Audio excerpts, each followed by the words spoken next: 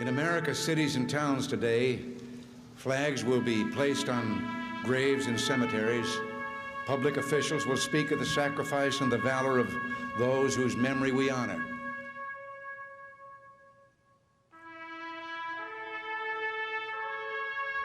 I have no illusions about what little I can add now to the silent testimony of those who gave their lives willingly for their country.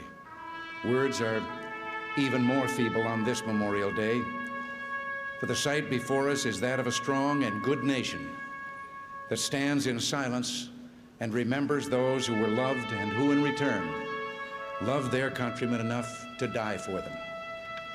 Yet we must try to honor them, not for their sakes alone, but for our own.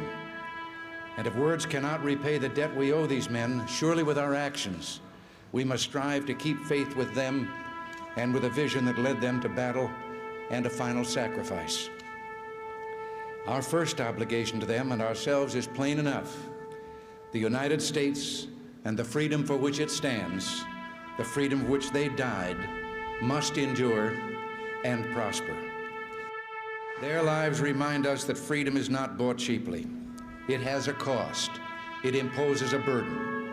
And just as they whom we commemorate were willing to sacrifice, so too must we, in a less final, less heroic way, be willing to give of ourselves.